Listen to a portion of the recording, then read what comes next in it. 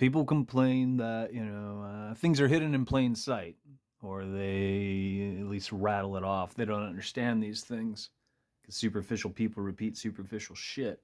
If you look closely before it changes, if I'm not mistaken, this is the House of Congress. I've told people before, you can find this behind the podium in the House of Congress. And I've had people who aren't thinking for themselves tell me, well, I can't see what's behind the podium in the House of Congress unless I go there. Look on the back wall, flanking the wartime flag. People fly without thinking. Again, there's a peacetime flag, but we don't fly it because the corporation's at war. Always.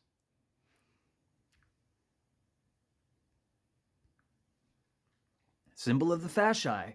In ancient times, fasces were a Roman symbol of power and authority. A bundle of wooden rods and an axe bound together by leather tongs or thongs, however you want to put it. The fasces represented that a man held imperium or executive authority.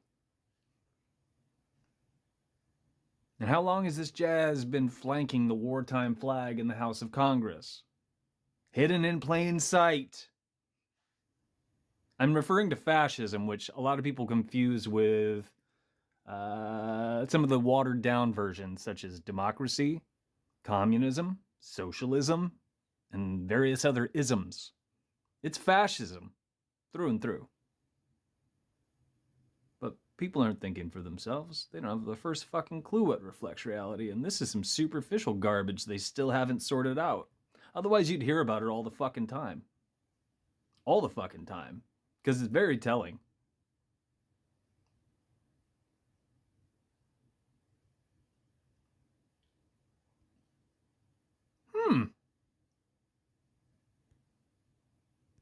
Naturally, Google's a piece of shit.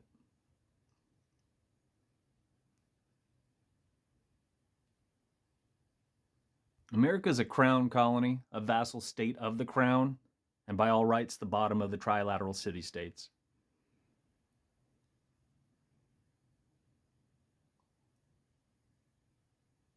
When I say trilateral city-states, I'm referring to the District of Columbia in particular, which was created in 1871 when the Organic Act knocked that junk out.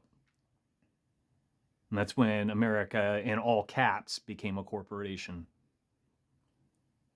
If you're curious, I've said this many times, above the United States, or the District of Columbia, which is the military-industrial complex, you have the Catholic Church, which is Roma, the Vatican, also a city-state, and that's the social control having to do with religion.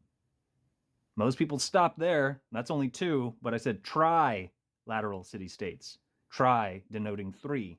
Above that, and this is why America is a vassal state of the crown, you have the UK, which is the city, if you think in terms of the trilateral city-state in particular.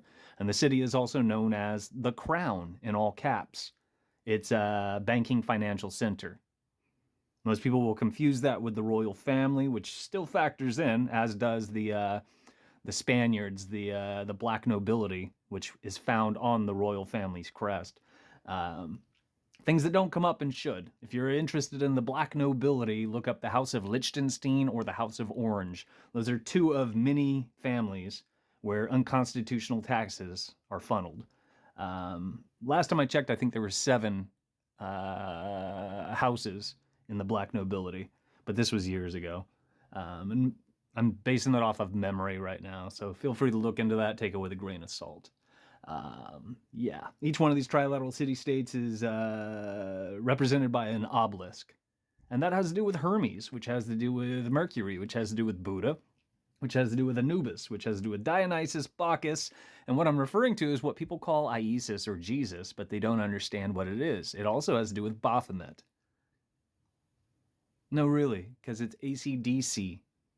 It's hermaphroditic. It has tits and a dick, hence the messenger.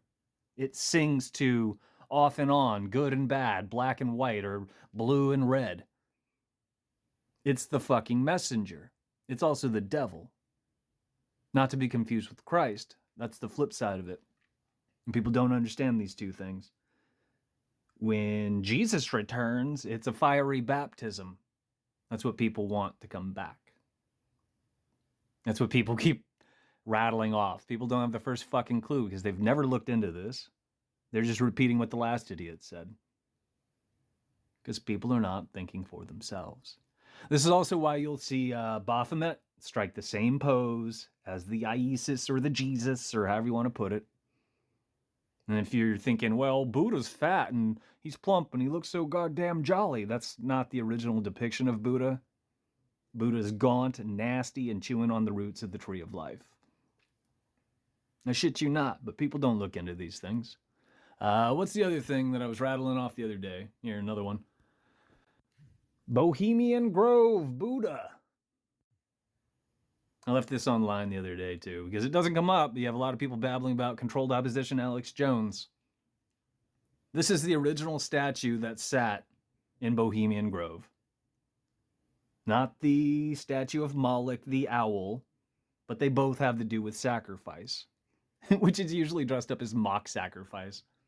Cracks me the fuck up. Either way, people have no goddamn clue what reflects reality.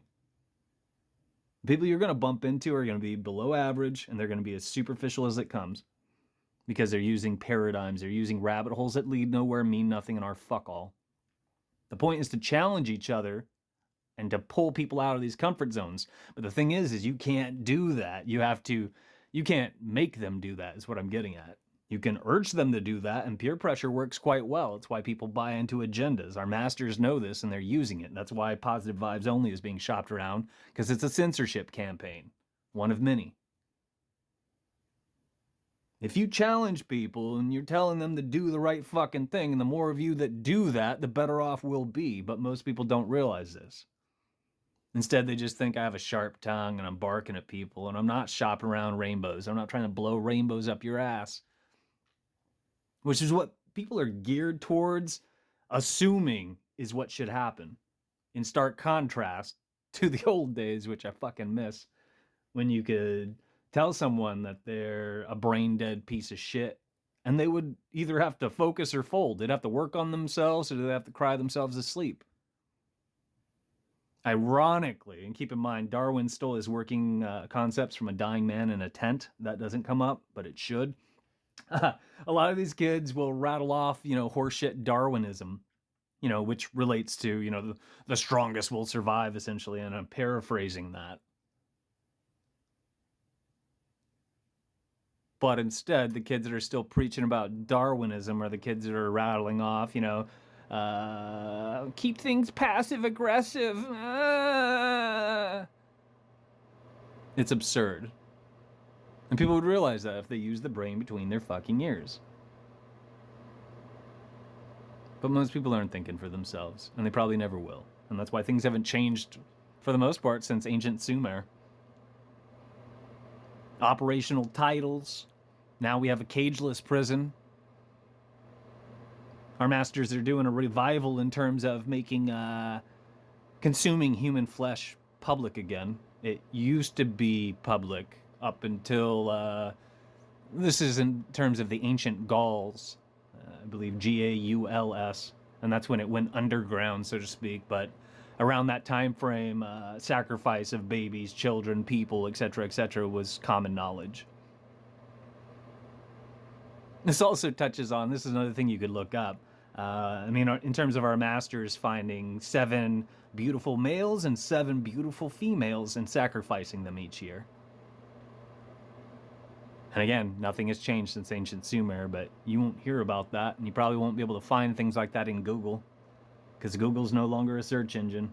I'll digress. What the fuck do I know? If you hung out, appreciate your time and energy, and thanks for hanging out and hearing me out. Use your brain. Pull your head out of your ass. I haven't met somebody who's been doing any of this.